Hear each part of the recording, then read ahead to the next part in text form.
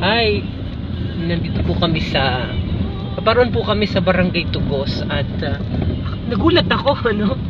Mayroon pa palang mga ganitong mga barangay na medyo hindi pa na sisimentohan ang daan at mahaba-haba pa itong daan na ito na hindi pa simento, ano. So sa mga taga Barangay Tugos, kumusta po ang inyong paglalakbay sa umaga at sa hapon o sa tanghali o sa pang-araw-araw ninyo na buhay dito sa inyong barangay. Ako po'y nagugulat dahil malayo po pala ang inyong barangay sa barangay ng Kawit, ano po. At kita naman po ay nakaparoon na sa barangay ng Duyay at ilang mga interior na barangay road.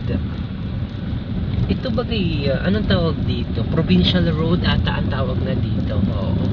So siguro ito ay sana bukas makalawa ay mapaayos na ng ating local government o ng provincial government o ng pamahalaan, ano, para mas mapabilis po yung pagdadala ng mga produkto mula po dito sa Barangay Tugos papunta po dyan sa kabayanan ng Buwak. At gayon din yung mga nandyan sa kabayanan, kung gustong bumisita sa barangay na ito, ay mas mapabilis ang transportasyon, ano po.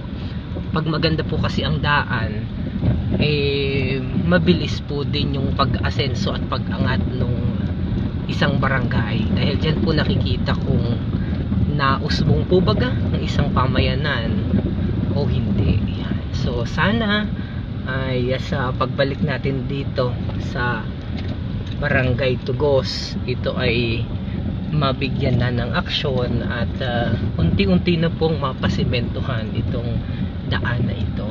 Yan. So mahaba-haba, siguro mga nasa 5 minutes na. Hindi ko alam kung in terms of kilometers kung gaano po ito kahaba yung walang simento na daan. Pero nakikita na natin yung bahaging ito mukhang simento na. Pero mahaba-haba pa po ito, ano. Yan ang ating panawagan. Sana ay ito ay maging dispaltado ng lahat, ano. Yan. So pagdating naman dito, abay okay na ang daan. Ang maganda dito, napakatahimik ko ng kanilang barangay at ito mukhang masisipag ang mga tao dahil nakikita natin na maraming mga tanim, may mga sitawan, balatungan o mungguhan, merong nagalukad.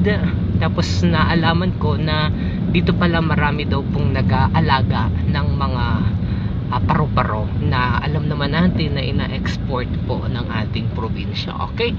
So, kaunti pinatikim lang pala kita ng kaunting semento at dini pa rin po pala ay hindi pa rin pala sementado. Okay? At medyo meron pang mga oka-oka, ano, sobrang rough road pa nito. So, sana bukas makaloy, marami dong saging, ano, maraming saging.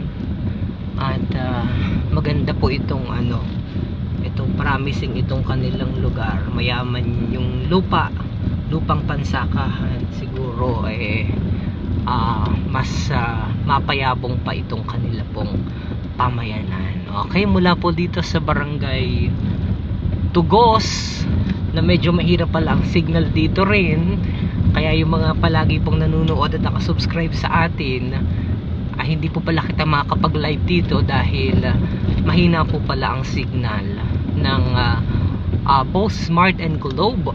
Wala kitang signal ngayon, ano, kaya hindi po kita naka-live. Yan, oh, ito do. Oops, may tulay na maliit. Ay, nako, yan. Ang galing naman. Alright, so magandang araw po sa inyong lahat at ugaliin po nyong mag-subscribe sa aming YouTube channel ang www.youtube.com/Marinduqueños na Tugos Elementary School. O, ayan. So, alright, God bless everyone. Mabuhay ang Marinduqueño saan mang panig ng mundo.